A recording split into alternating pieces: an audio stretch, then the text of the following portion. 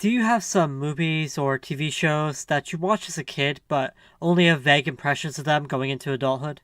Well, if you grew up in early 2000s Canada like me, a good amount of those shows probably came from Teletoon Detour, Teletoon's answer to Cartoon Network's Adult Swim at the time. A show that aired reruns during this block that kinda stuck with me was Cybersix. Based on a series of Argentine comic books, Cybersix was a late 90s Canadian-Japanese co-produced superhero cartoon that ran for one season. The cartoon adaptation of Cybersix is about Cybersix, a superhuman artificially created by evil genius monster maker Dr. Von Richter, whom she had escaped from years before. Cybersix spends her days presenting as a male English teacher named Adrian Seidelman, but has to defend herself and her town from Von Richter's other creations after Von Richter finds out she's still alive and sends his mini-me Jose after her. All the while, she has to protect her identity from her love interest Lucas. She also has a panther buddy, who is wonderful. My knowledge of the comics is limited, as they were never released officially in English, so I'm mostly going to be talking about the cartoon series. From what I have seen, this is a comic that is very much not for children. There is nudity, sex, drugs, talk of religion, and other things that are not suitable for children's television and wouldn't be a part of the show. I mean, there's an issue where Marilyn Monroe is resurrected by Von Richter to seduce Bill Clinton, for God's sakes. Most of the plot lines on the TV show were mostly cartoon-only Monster of the Week stories. This is a shame, because the more character-focused episodes building up the world of Cybersix were the best parts of the show, and the Monster of the Week stuff could get kinda middling. The show was also edited and censored when it originally aired in the United States. It really got the shaft in this department, and that's at least partially why the show only got one season. This includes, but is not limited to, things like cutting certain atmospheric shots, making it less violent, not airing entire episodes, and changing the word kinky to kooky. Oh, I went by Adrian's last night, and he was with some kinky chick dressed up in a black cape and matching tights. A major element of the plot in the comics is that Cybersix's creator, Dr. Von Richter, is a Nazi scientist who escaped to presumably Argentina after World War II. This was not discussed at all in the show, making him out to be more of a generic mad scientist. Although there were some aesthetic things kept, like a branding tattoo on Cybersix's arm, and Von Richter's mini-me Jose goose-stepping and wearing Hitler Youth style clothing, which is not subtle. Another major difference between the show and the comics is that the show never gives an explanation as to why Cybersix presents herself as the male Adrian. This is explained in the comics, however.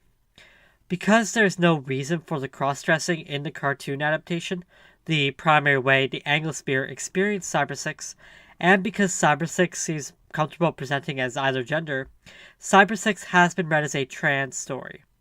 This video is mostly going to be my perspective on why this story resonates with trans people, including myself. Now, there's this tendency in certain trans-centered pop media criticism to automatically claim a trans-masculine narrative for any ostensibly female character who disguises herself as a guy for whatever reason. As a trans guy myself, I personally disagree with this kind of reading in a lot of cases, and I do here. More to the story about a trans man, Cybersix could read as someone who longs to be seen as a woman in public and date men comfortably, but has to hide under a male disguise, which could be read as more of a trans woman narrative. The comics, to me, bring to mind the same kind of questions about how people with artificial bodies and identities identify with gender as the ghost in the shell, another piece of entertainment that's a history of resonating with trans people. These themes and questions tap into gender as a complex system of personal identification, and so speak to the trans community for obvious reasons. However, while I feel this mostly works for the comic continuity, at least from what I've seen, I don't feel that interpretation really captures the whole picture either. For one thing, Cybersix seems perfectly comfortable presenting as a guy, and calling Adrian a disguise to me is kinda like calling Clark Kent a disguise, rather than another facet of one person. At least in the cartoon continuity. Cybersix doesn't present as male to do something girls aren't allowed to do, or so that people would take her seriously. There is no scene where she is disgusted by perceived masculine traits, and she doesn't posture herself as super masculine to get by. Presumably, she has been presenting as male for years, and there's no evidence in the show that this was outside of her control. The only gripe she appears to have with being Adrian more had to do with secret identities getting in the way of her and her love interest Lucas. And even then, cutting yourself off from pursuing people because of your identity that you are perhaps hiding reads as very queer in and of itself.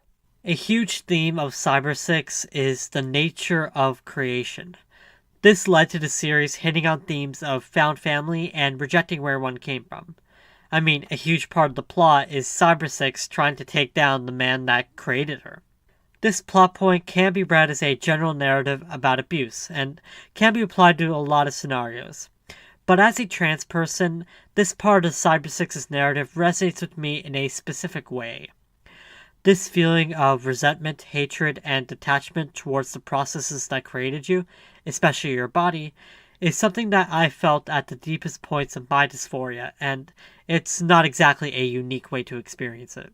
There is one huge thing that can make a trans reading uncomfortable, and that is that Cybersix is a creation by a Nazi scientist. And despite the fact that the Nazis killed trans people, and famously tried to destroy and erase all the trans research that was going on in Germany before they came to power, there are people who will claim that trans people are part of a Nazi conspiracy in some vague way. But given that that is a niche extremist view, I'm not going to let it bother me when reading trans things into Cybersix. Ultimately, in the cartoon universe, and for me personally, Cybersix's gender is defined by ambiguity, which can lead to various interpretations. In any case, Cybersix seems perfectly comfortable going through male and female roles, which gives us a kids show with essentially a genderqueer or bigender protagonist, if not explicitly. This of course comes from boulderdizing the source material, but I think it works way better to leave stuff like that ambiguous, especially in a story about someone inhuman finding their humanity. I think the ambiguity is the main reason why this show connects to trans people of all stripes, just because there are so many trans ways to interpret it. For me, it's a case where the let's just not address the thing approach to kidifying something is actually part of the show's strength, even though a lot of the complexity and backstory in the comics is not there. It is clearly intended to be a girl in disguise kind of story, but when there's no explanation given as to why the gender fuckery is going on, and the protagonist shows no real resentment to either gender presentation, it can give trans people something very solid to hold on to. Do I think this was intentional or canon? Not at all. It's just a way to interpret it. When you're a part of an underrepresented or misrepresented group, sometimes it can be a great relief to see yourself or people like you in the media you consume, even if it takes some creative interpretation to get there.